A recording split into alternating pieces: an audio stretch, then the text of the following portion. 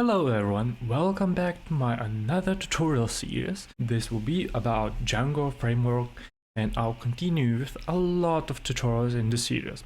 I will cover everything you need in these tutorials and I could cover to get started and become familiar with Django web framework.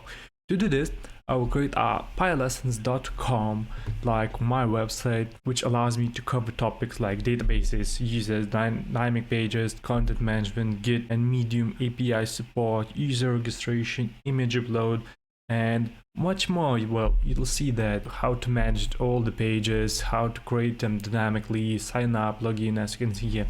Well, I'll try to cover everything I could, so it would be way easier for you to get started with it. So first, what is Django, you might ask? Well, Django is a Python-based web framework that allows us to quickly create web applications without all of the installation or dependency problems you usually find with other frameworks. Django gives us ready-made components to use. You need to learn how to use them simply. When you're building a website, you always need a similar set of features.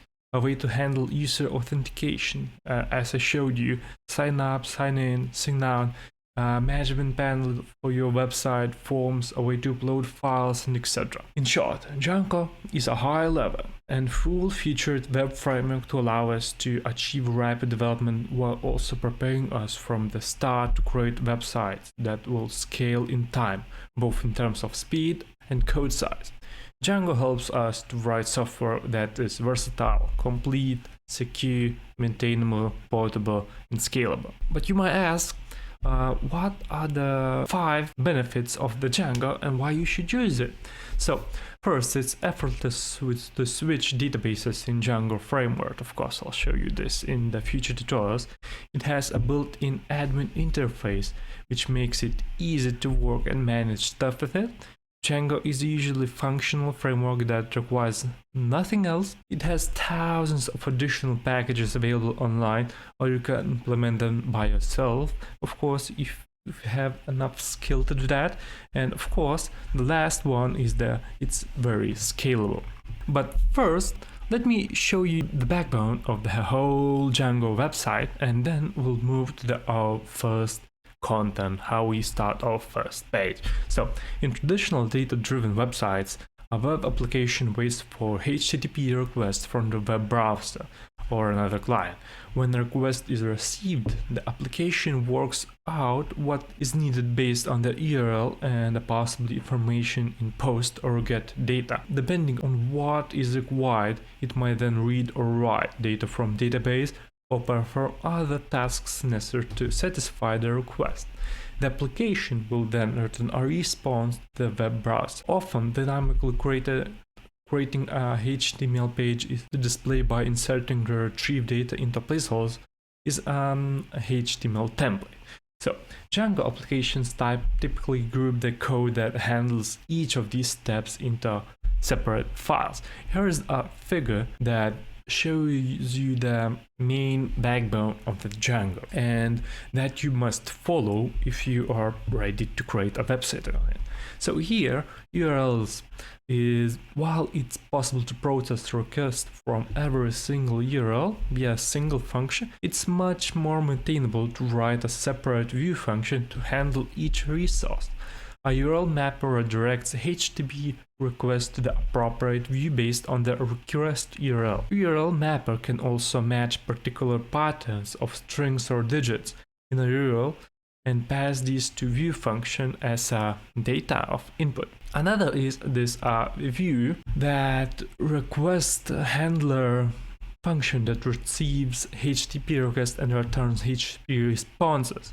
Views access the data needed to satisfy the request via models and delegate the response forming to templates. Next is the models that are Python objects that define the structures of an application data and provide mechanisms to manage, add, modify, delete, and query records in our database. And the last one is a template. That's a text file defining the structure or layout of files, such as HTML page, which with placeholders used to represent actual content. A template can be used to define the structure of any file. It doesn't have to be HTML, that's important. You can dynamically create a HTML page using a HTML, populating it with data from the model. So that's in short about the backbone. So as you said, I don't want to get deep into theory and so on, so let's begin.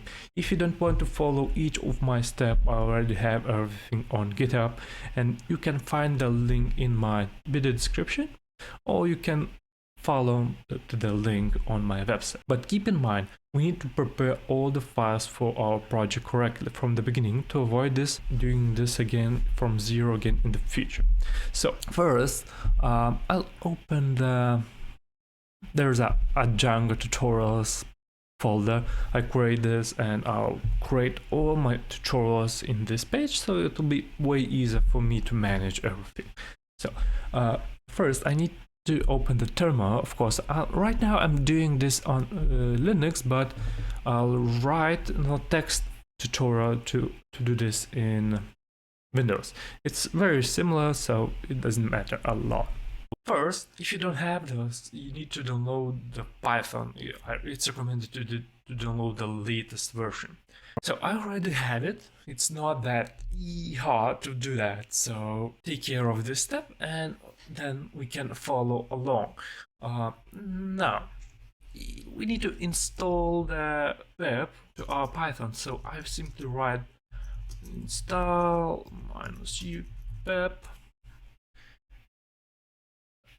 Okay, we install the newest pip. Next, I need a virtual environment for our Django project. So I'll write install virtual environment. Of course, I already have it, so I move along. And the last thing, it would be always best to use the latest version of Django, since it will include substantial changes like security fixes. So let's install the latest Django version. Install Django. As you can see, it's the newest one. Requires already satisfied. Blah, blah, blah, blah, blah. Okay, we have Django 0.4.1. Alright, assuming you have Django installed, let's get started with it. With your installation of Django, you should now have a command line keyword, Django admin. You can use this to start a new project. Django considers all websites to be a collection of apps. So consider a website, a forum, a shop, and a blog. Each of these three things would be considered its own app. A collection of these apps is your project. So let's start a project in your terminal. Do as follows. So as I said, I'll create my project here. So Django. Oh, so yeah, I do this Django admin start project, and I'll call it Django website. Okay, as you can see, the folder appeared here, so let's simply get into it. By myself, I moved to a new editor that's called VS Code. This is available for Linux, Windows, and I believe for other platforms. So I'll use this one, but you can use whatever operating system you want or whatever editor you love. Well, they all works the same. Well, at least the debugger stuff, well, all the minor stuff might differ. So my project directory is called Django website, and your primary app will be called also a Django website. Only fundamental role of this primary app, as I will call it, is to link your other apps. You shouldn't be doing much in there besides matching settings and URLs mostly. So Django is meant to be highly modular. When you develop an app like some forums for one website, you should quickly take your forum app to another website seamlessly and implement it nearly immediately. Okay, so with this in mind, let's open our editor, configure our files, scripts, and folders properly, so you won't need to do these steps later. So this is the most stuff we'll do in this tutorial part. So I simply write a code, and this way I open my editor. As you can see, we already have Django website and manage.py. So first, I'll create a requirements txt file. Here we'll place all the packages we are interested to install into our Django environment. Well, this really helps when we deploy our website to development server. We are working on the same project on several machines, or even when few people are working on the same project. This helps us to know what packages our website uses. For now, we'll add only Django package inside. So I'll write a Django. That's cool. Next, let's create a bin folder where I'll store our different custom or temporary scripts. As now we have a folder where I want to hold our custom scripts. And let's create a bin. And here, my first script will be to make our lives easier, to create a setup environment as h bash script. And when we call this script, it will create a virtual environment and install all packages from requirements.txt file. You can do all these steps manually, but for me it's easier when everything is done with one click. In that file I'm writing the following code. So it will be python -m vn. Here we are creating our virtual environment. Then we need to create a script to activate it. So I'm creating one, and here we simply call the virtual environment, then scripts, and activate. Now we simply want to print something to our console, so we print installing requirements to virtual environment.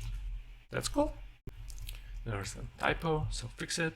And next we use simply a command install -r requirements .txt, and the last thing is to activate it.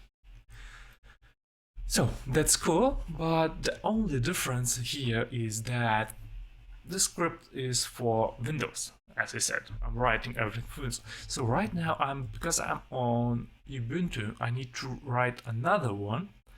So I'll set up and Ubuntu sh. There is some minor differences here, so I will use Python 3, and instead of script there should be a bin there. So that's cool.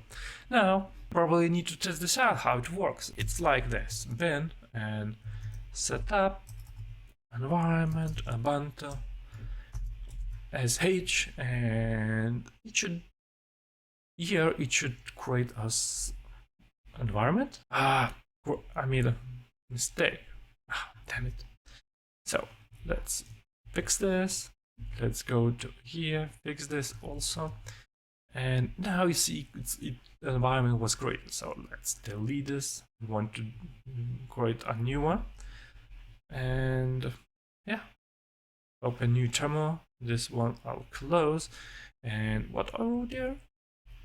Okay, it was bin and setup environment. Let's call it. Okay, as you can see, that's easy. And when we are shifting our project to development server, we simply click this setup environment, and it will do everything what we need for us. Before running our environment, one more file is missing. If we are using a Git, we need to create a git ignore. So because I'll be uploading everything to GitHub, I need one. So git ignore.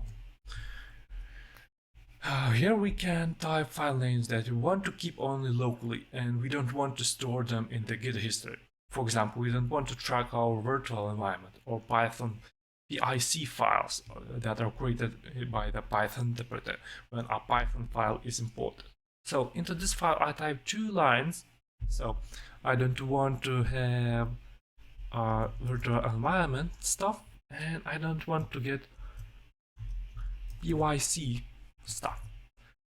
Okay, it won't be imported into my Git stuff. So next, you should have this very similar, or at least the same structure as I have right now. So next, let's write a file so we can run our server. First, it's necessary to activate your virtual environment in terminal. So it's the same as doing it here, but well, it's already activated, as you can see for me, so I don't need to do many stuff. VS Code is a very powerful editor. I like it because it supports multiple languages, has many useful extensions, and I mostly love the debugger. So if you are not using a debugger in your daily programming life, it's time to start using one. It's very easy to find issues in your code, see exceptions, or stop your code where something is failing. It's one of the best ways to fix your code quickly. Many of you wonder how to debug your website, so here's an easy way to do that with VS Code. So I create I go here, I create a large JSON file, and first it's a simple Python. And here is a Django launch and debug Django web application, and it's really helping me a lot already. So I'll add 2 more arguments here. It's not necessary, but well, I love them. So no color, no reload,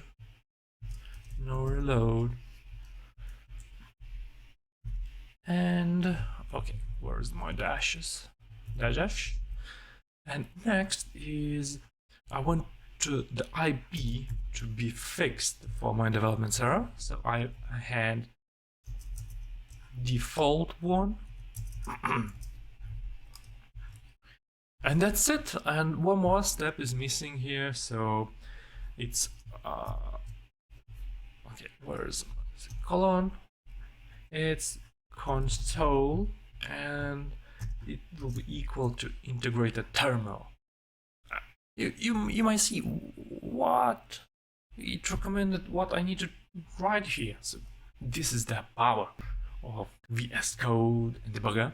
So it should be ready now, and from now we thoroughly prepared our workspace backbone for further development.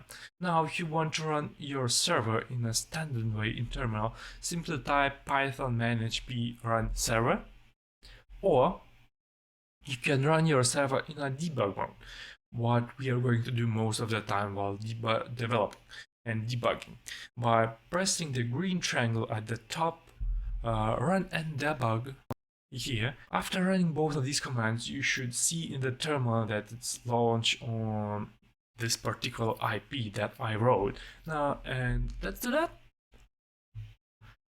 As you can see, that's cool, isn't it? So now we are started our server in a debugger mode. So what's left is need to check what we had there. So if I go here, 127.0.1 and something wrong is here. I'll just copy it and paste. Oh, I closed it. Let's run again. And if I go here, why it wasn't copied? Damn it. Oh, copy. Oh, here it is. So, as you can see, it's damn easy and simple. And we are now running our simple Django from basics. And I should congratulate you. You have completed the first step in your Django journey. It will help if you now understand Django's main benefits, a little about the history, and roughly what each of the main parts of a Django app might look like.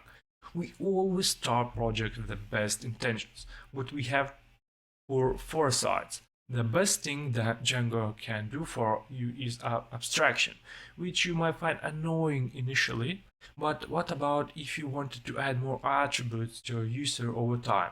So you wanted to add more functionality, like a more advanced navigation bar, How about a search bar? How about a complete redesign through Django? This would all be trivial.